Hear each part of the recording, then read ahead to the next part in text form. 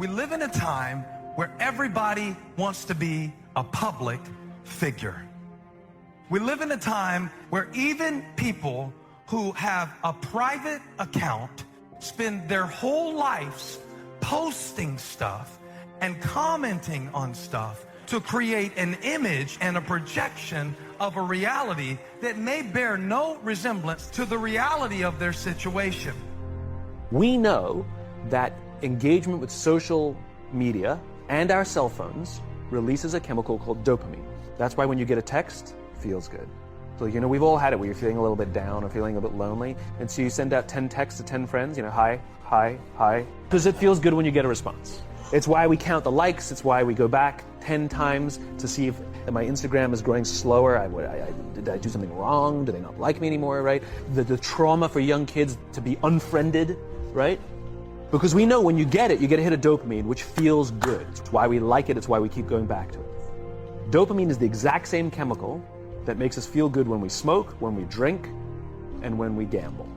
In other words, it's highly, highly addictive. We have age restrictions on smoking, gambling, and alcohol, and we have no age restrictions on social media and cell phones, which is the equivalent of opening up the liquor cabinet and saying to our teenagers, hey, by the way, this adolescence thing, if it gets you down, that's basically what's happening, right? That's basically what happened. You have an entire generation that has access to an addictive, numbing chemical called dopamine through social media and cell phones as they're going through the high stress of adolescence. Why is this important? Almost every alcoholic discovered alcohol when they were teenagers.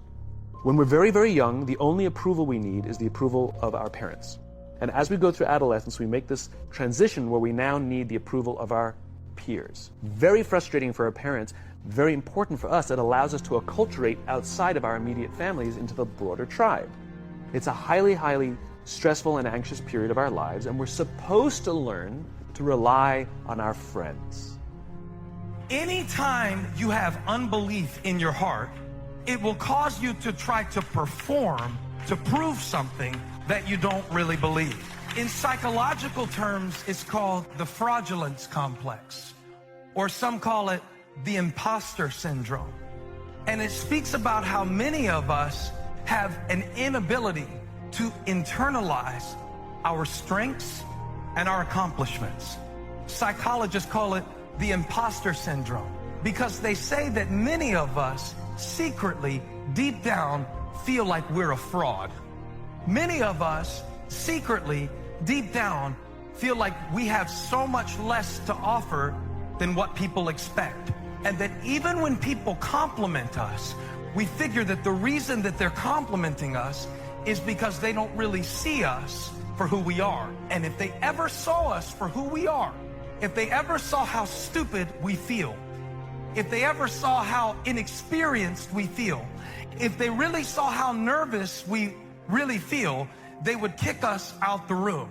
It happens to fathers, it happens to leaders, it happens to teenagers. It is the fear of being found out to be less than they thought you were. It is the fear that keeps you in a performance mode. It is the fear that keeps you spending money to look like something important because deep down you're afraid that you're really not. It is the fear that keeps you overcompensating, and you get in situations, and rather than letting other people be the center of attention, you feel the need to overcompensate to show how intelligent you are, because deep down you don't feel intelligent enough. So people think you're cocky, but you're really not cocky. You're scared with the conflict between who they think you're supposed to be and who you feel like you really are. It means that sometimes, even as I'm trying to fulfill my purpose, I feel like a fake. It's not that I'm a hypocrite. It's not that I'm insincere.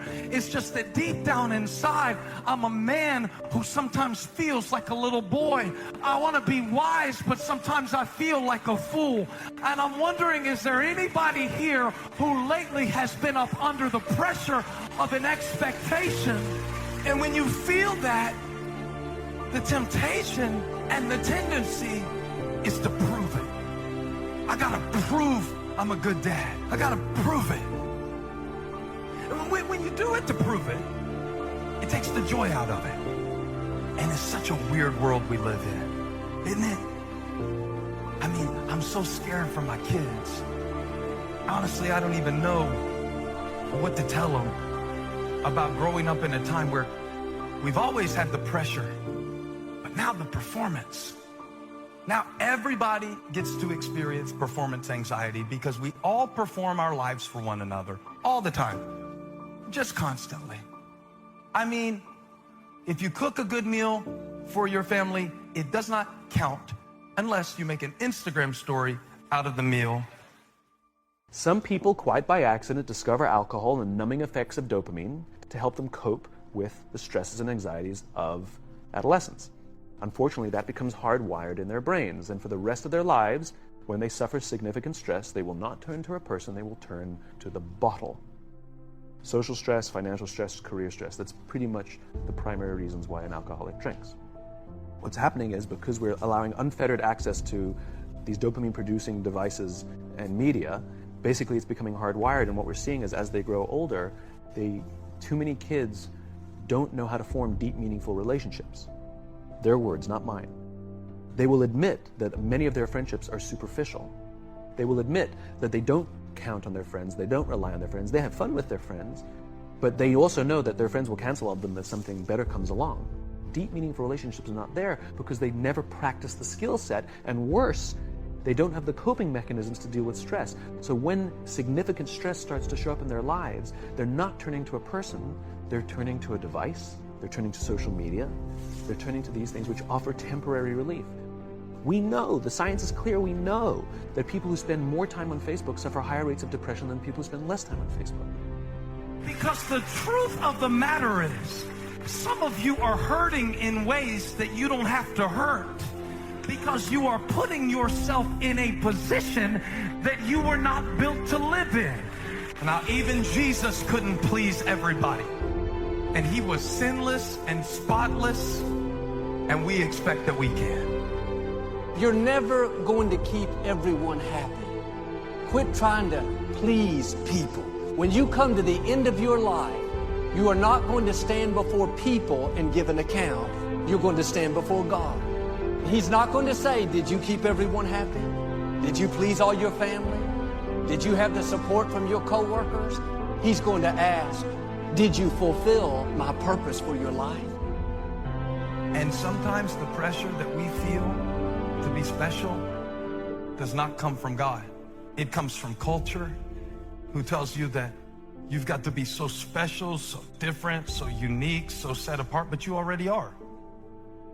I mean, whoever you're trying to prove something to isn't paying attention, because they're trying to prove it to somebody who's not paying attention. And they're proving it to someone who's not paying attention. And so while we're busy posting to each other our results to prove to one another what we're worth, our purpose is dying in the place of our insecurity. Alcohol is not bad. Too much alcohol is bad. Gambling is fun. Too much gambling is dangerous. There's nothing wrong with social media and cell phones. It's the imbalance, right? If you're sitting at dinner with your friends and you're texting somebody who's not there, that's a problem. That's an addiction. If you're sitting in a meeting with people you're supposed to be listening to and speaking, and you put your phone on the table, face up or face down, I don't care, that sends a subconscious message to the room that you're just not that important to me right now. That's what happens. And the fact that you cannot put it away is because you are addicted. Right? If you wake up and you check your phone before you say good morning to your girlfriend, boyfriend, or spouse, you have an addiction. And like all addiction, in time, it'll destroy relationships, it'll cost time, and it'll cost money, and it'll make your life worse. Here's my advice to you today. Walk away from the 97%. Don't talk like they talk. Don't act like they act. Don't go where they go. Don't specialize in what they specialize in. Throw away the blame lists they cling to. Start you a new life. Here's the greatest value of discipline: self-worth, self-esteem. People are teaching self-esteem these days, but they don't connect it to disciplines. The least lack of discipline, and it starts to erode our psyche. Neglect starts as an infection, and if you don't take care of it, it becomes a disease. And one neglect leads to another, and The worst of all, when neglect starts, it diminishes our self-worth, our self-confidence, our self-value. You say, well, how can I get back my self-respect? All you have to do is start the smallest discipline that now corresponds to your own philosophy, like I should, and I could, and I will.